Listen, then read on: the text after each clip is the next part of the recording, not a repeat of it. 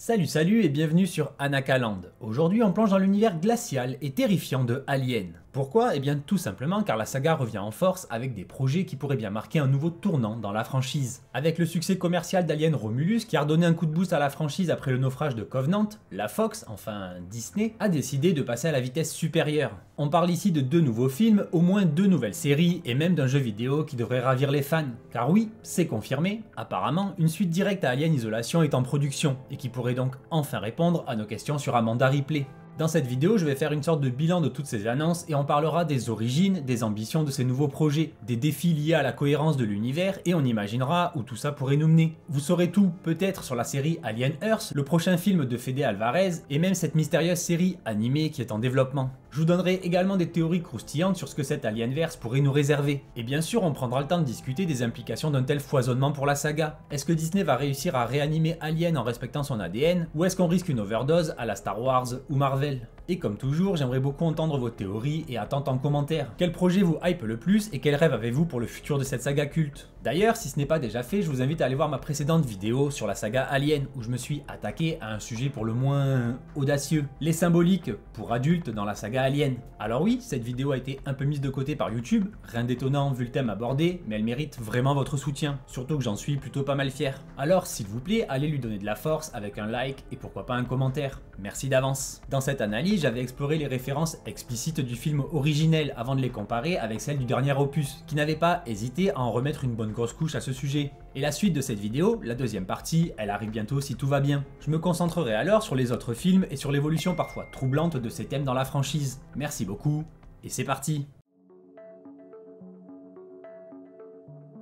Après le succès critique et commercial d'Alien Romulus, il y a quelques mois, le retour de la franchise a pris un nouvel élan. Situé entre les événements d'Alien et d'Aliens, ce film réalisé par Fede Alvarez a réussi à séduire les fans, en partie, ou en grande partie, en modernisant l'horreur et la tension propre à la saga, tout en introduisant de nouveaux protagonistes, comme Rain et Andy. Et suite à cet accueil positif, les studios de la 20th Century ont rapidement confirmé qu'une suite serait en préparation, avec Alvarez en négociation pour reprendre les commandes. Le projet, encore en phase préliminaire, devrait approfondir le récit de ces nouveaux personnages tout en explorant des terrains inédits pour l'univers d'Alien. Même si peu de détails ont été dévoilés pour l'instant, l'annonce a suffi à relancer l'enthousiasme avec une promesse d'intensité et d'élargissement des horizons pour l'univers d'Alien. Alors parlons de ce que pourrait être la suite d'Alien Romulus. Même si Fede Alvarez n'a encore pas officiellement signé, c'est vrai, on sait déjà que le projet est en phase d'écriture et qu'il sera une suite directe aux événements de Romulus. Ce qui est rassurant, c'est que Romulus avait posé des bases solides, sombres, étendues, exactement ce qu'il fallait pour relancer l'intérêt des fans après quelques déceptions. Et vu la fin du premier film, il y a tellement de directions possibles pour cette suite que c'est difficile de pas être hypé. D'abord, on retrouverait évidemment Rain et Andy, son frère androïde, à leur arrivée sur Ivaga 3, une planète qui, contrairement à beaucoup d'autres dans la saga, semble complètement coupée de l'influence de la Weyland-Yutani. Et ça, c'est une donnée super intéressante. Ivaga 3 pourrait être un monde avec ses propres règles, ses propres lois et ses propres enjeux. Peut-être qu'ils vivent dans un équilibre précaire, ou au contraire que c'est un paradis, et que l'arrivée de ces nouveaux venus, surtout avec le liquide noir hautement dangereux et un androïde, pourrait tout faire basculer. Il serait donc l'élément déclencheur. L'intrigue pourrait aussi commencer par une sorte de phase d'adaptation, Rain et Andy essayant de s'intégrer, de prouver leur utilité dans une société qui pourrait être méfiante, voire hostile. On pourrait imaginer un développement politique ou social avec des habitants qui découvrent petit à petit que Rain a ramené bien plus qu'un simple souvenir de la station Romulus. Ce fameux liquide noir, le pathogène, la boue noire, arme biologique conçue par la Weyland-Yutani à partir du sang des xénomorphes, qui deviendra assurément un élément central de l'histoire. Par exemple, Rain pourrait être forcé d'utiliser ce liquide comme monnaie d'échange pour obtenir le droit de rester sur Ivaga 3. Mais, évidemment, tout ça aurait un prix, et surtout des conséquences. De là à imaginer que certains habitants, ou même des scientifiques sur place, commencent à mener des expériences pour comprendre ou exploiter ce pathogène et que ça tourne au désastre, il n'y a qu'un pas. Ce serait là que tout dégénérerait. On pourrait assister à la création d'une nouvelle forme de monstre, peut-être de nouveaux xénomorphes, encore un comme le Offspring que j'avais pas beaucoup apprécié, ou carrément à travers des mutations uniques au monde d'Ivaga 3, ou peut-être de sa population, qui rendraient la situation encore plus incontrôlable et inédite. Donc, on dira pas non.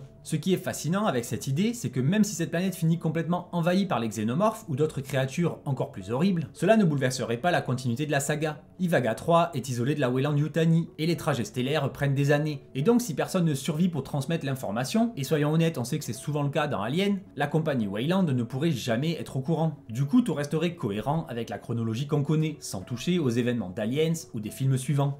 Mais ce n'est pas tout, cette suite pourrait aussi approfondir le personnage d'Andy, l'androïde. On sait qu'ils ont tous un rôle important dans la saga, et lui, il a joué un rôle clé dans Romulus, et il pourrait ici devenir un point central de l'attention. Est-ce qu'il est à nouveau vraiment digne de confiance? Peut-être qu'il cache encore des protocoles de la Weyland-Yutani, et qu'il se retrouverait tiraillé entre protéger Reign et obéir à une programmation secrète. Son évolution pourrait donc ajouter une couche supplémentaire à l'intrigue.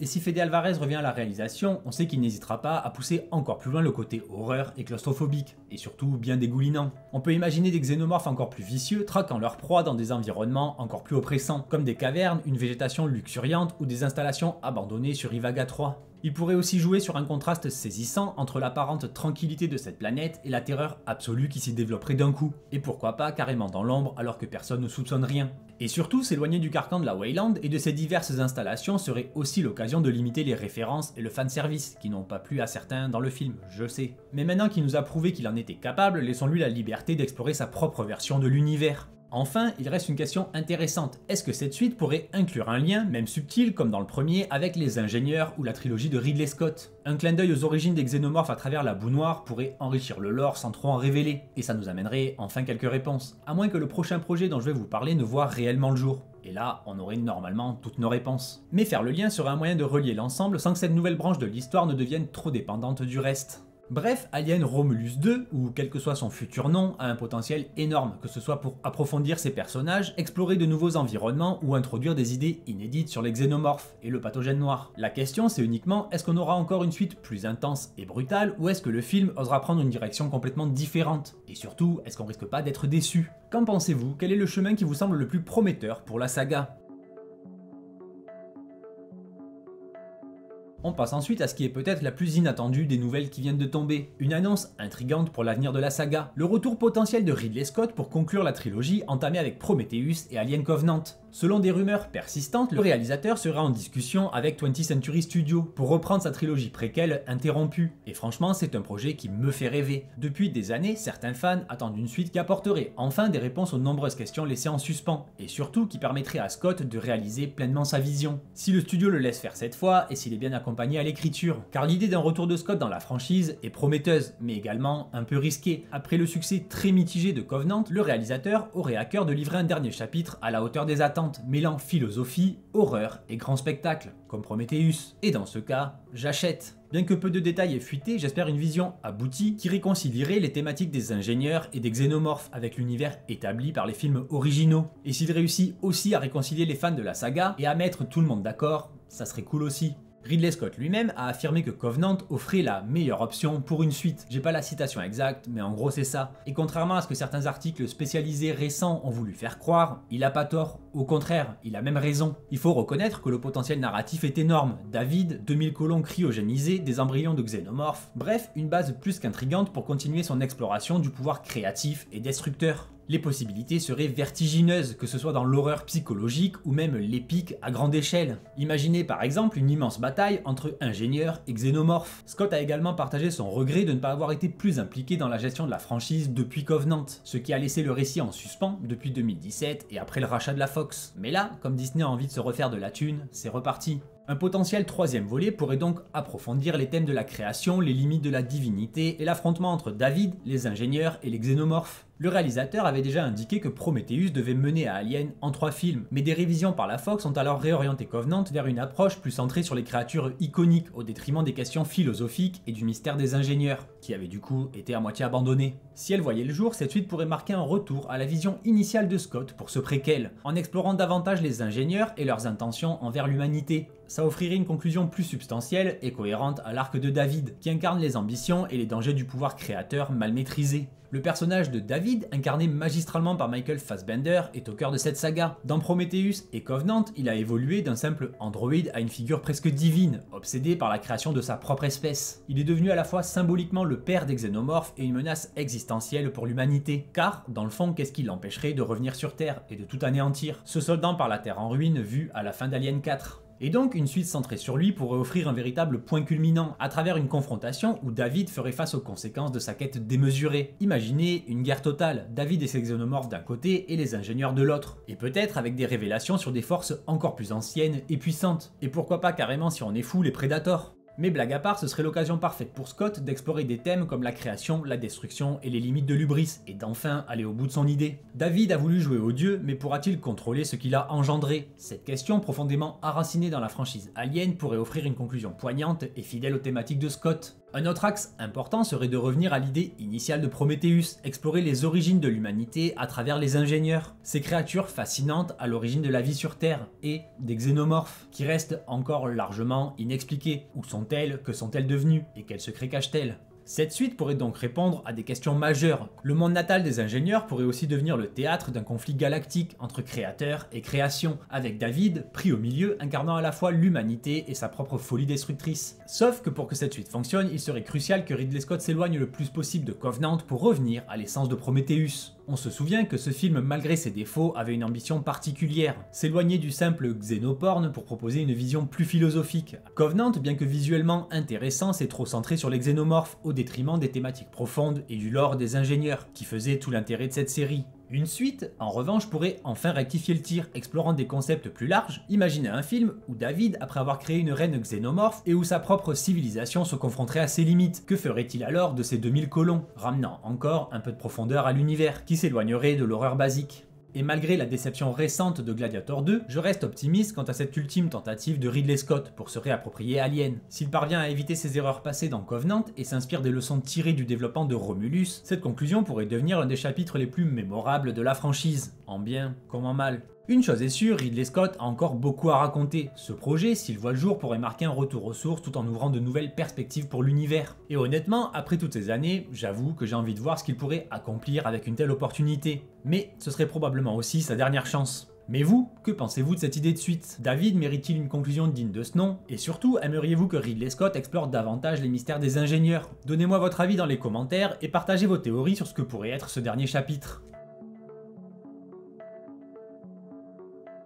On en arrive enfin à la série Alien Earth prévue en 2025 sur Disney+, dont l'intrigue se déroule environ 30 ans avant les événements du premier film, donc quelques années avant le départ du vaisseau Prometheus, ou alors justement juste après le départ de Peter Weyland, et qui pourrait bien marquer un tournant pour la franchise, soit en très bien, soit en catastrophique. Ce n'est pas non plus la première tentative d'adapter Alien en format série, mais là où les autres projets ont échoué dans le passé, celui-ci a un cadre de production bien différent. Derrière le projet se cache Noah Hawley, créateur de Fargo, et il n'est pas seul. Ridley Scott, le papa de la saga, est bien sûr de retour en tant que producteur exécutif, comme pour Romulus. La présence de Scott est donc, je trouve, une garantie de continuité avec l'esprit du Alien originel, même si Hawley promet une approche différente et audacieuse pour atteindre l'univers. Mais l'arrivée de cette série ne se fait pas dans le vide, ce projet arrive après Alien Covenant qui a déçu certains fans en s'éloignant du mystère et de l'horreur psychologique des films précédents. Et dans un contexte où l'avenir de la franchise cinématographique est plutôt flou, la série Alien Earth s'inscrit donc, comme Alien Romulus, dans un désir de redonner un nouveau souffle à la saga, tout en explorant des aspects encore inédits. Mais Disney, avec sa classique stratégie d'expansion pour certaines franchises, pourrait en profiter pour mentir un peu sur la marchandise et mettre plus en avant des récits intimistes et politiques comme la montée en puissance de la Weyland Yutani. Et au final, j'imagine bien le xénomorphe du trailer comme une esbrouffe. Ou encore développer les mystères autour des ingénieurs et de leurs créatures, mais espérons qu'ils resteront fidèles à l'essence d'Alien.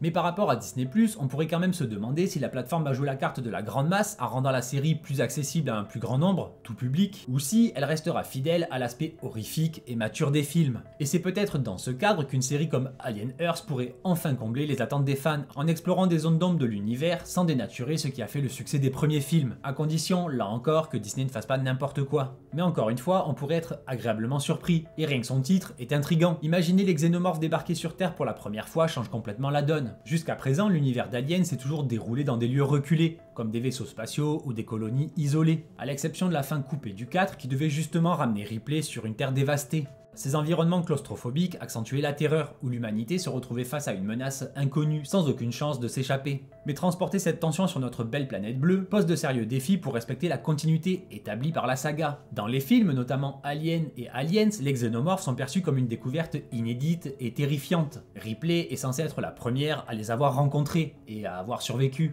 Donc si la série montre que la Terre a déjà connu leur existence avant les événements des films, cela risque d'affaiblir leur impact et de créer une incohérence narrative majeure.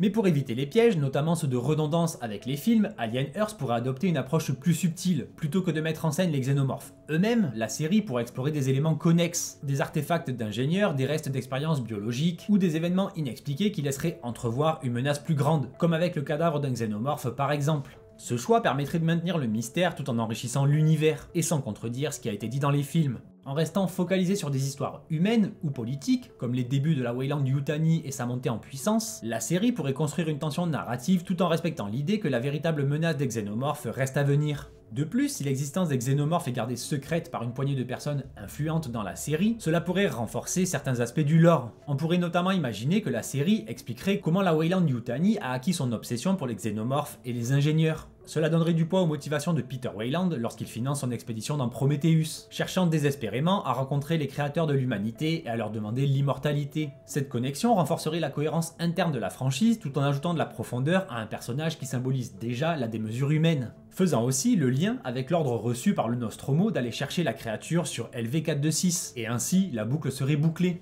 Avec sa série, Disney pourrait également adopter une approche alternative, comme un récit what if, un univers parallèle, permettant d'expérimenter avec les xénomorphes sur Terre sans compromettre la continuité principale, un peu comme l'avaient fait les films Alien vs Predator. Ce serait risqué, mais une telle liberté pourrait offrir des perspectives inédites pour la franchise, et au pire, il vaut mieux ça que complètement réécrire le lore de la saga. À condition bien sûr de bien doser l'équilibre entre respect du canon et innovation. En fin de compte, tout repose sur la manière dont Alien Earth traitera de ces thématiques centrales. S'il s'agit simplement d'une série d'horreur avec des xénomorphes en pleine ville humaine, elle risque de dénaturer l'esprit d'Alien. Mais si elle parvient à exploiter le poids politique et moral des actions humaines face à une menace extraterrestre latente, tout en préservant le mystère, elle pourrait enrichir considérablement le lore. Une chose est sûre, en tant que fan toujours vigilant sur la continuité et le respect de l'univers, on sera très attentif. Reste à savoir si Disney saura trouver cet équilibre délicat entre innovation et respect des bases établies. Et là, clairement, c'est pas toujours gagné.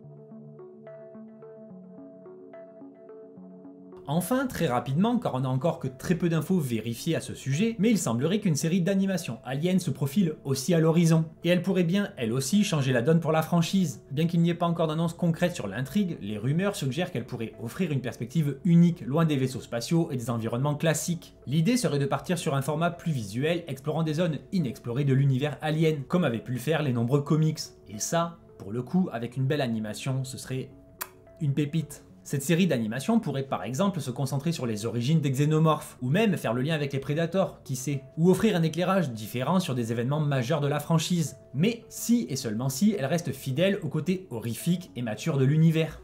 Quant à la dernière news, et l'une des plus attendues par les fans, c'est presque certain, la suite d'Alien Isolation, un des jeux les plus acclamés de la saga. Eh bien les fans peuvent enfin espérer un retour palpitant. La première aventure d'Amanda Ripley, à la recherche des réponses sur la disparition de sa mère, a marqué un tournant pour la franchise en offrant un gameplay innovant, intense et une atmosphère oppressante digne des meilleurs films. Et cette suite tant attendue pourrait bien continuer cette exploration de la peur et de la survie, avec de nouveaux lieux à explorer et peut-être de nouvelles mécaniques de gameplay. Et surtout, une très bonne histoire, espérons. Le retour de l'équipe de développement d'Alistair Hope laisse entrevoir du respect pour le premier opus, ainsi que de possibles innovations. Et certains pensent même que des fonctionnalités comme la réalité virtuelle pourraient pousser encore plus loin cette immersion. Mais là, pas sûr que j'y joue. Un tel projet aurait clairement tout pour ravir les fans en renouant avec l'ADN de Alien tout en explorant de nouvelles facettes de l'univers. Ainsi, alors que l'univers Alien semble prêt à renaître avec une multitude de projets assez prometteurs, il est difficile de ne pas être à la fois enthousiaste mais prudent. La franchise se trouve clairement à un tournant décisif, entre le retour aux sources horrifiques avec Alien Romulus, la conclusion potentielle de la trilogie de Ridley Scott et l'exploration de nouvelles voies audacieuses comme Alien Earth ou cette série d'animation en préparation, l'avenir paraît riche en possibilités. Mais cette abondance de projets soulève aussi une question cruciale. La franchise peut-elle maintenir son identité sans tomber dans les excès observés avec Star Wars ou le MCU, où la multiplication des contenus a parfois dilué l'essence des œuvres originales? De plus, l'idée d'un futur film Alien vs Predator, cette fois inscrit dans la timeline officielle et respectueux du lore, pourrait être également assez excitant. Imaginez une relecture ambitieuse, renouant avec l'esprit des comics cultes, ou offrant une connexion tangible avec les intrigues des films principaux, comme par exemple avec Prometheus et ses suites, expliquant par la même occasion les besoins des ingénieurs en armes de destruction massive. Ce serait alors aussi une opportunité unique de racheter les errements des précédents crossovers, beaucoup trop débiles, hors sujet et simpliste. Mais, là encore, il faudrait éviter de sombrer dans la facilité du fanservice, au détriment d'une vraie ambition narrative. En fin de compte, ce qu'on attend, en tant que fan, c'est que Alien reste fidèle à son ADN, un mélange captivant d'horreur, de science-fiction et de réflexion sur des thèmes puissants, comme la création, la survie ou les limites de l'ambition humaine. Si les créateurs parviennent à préserver cet équilibre tout en renouvelant intelligemment la franchise, alors peut-être qu'un nouvel âge d'or attend cet univers fascinant. Donc, une chose est sûre, l'espoir reste permis. Et pas de soucis, je reste à l'affût des moindres news. Mais maintenant, le plus important, vous, qu'attendez-vous du futur de la saga Alien? Quels sont les projets que vous rêvez de voir et aussi ceux que vous n'avez pas du tout envie de voir? Dites-le moi en commentaire, c'est toujours aussi passionnant d'échanger avec vous sur un univers aussi riche, inspirant et clivant. Alors abonnez-vous pour ne pas rater les prochaines vidéos et activez la cloche pour être prévenu dès qu'un nouveau contenu sort. Merci à tous pour votre soutien et comme toujours, je vous dis à très vite sur Anakaland. Bye!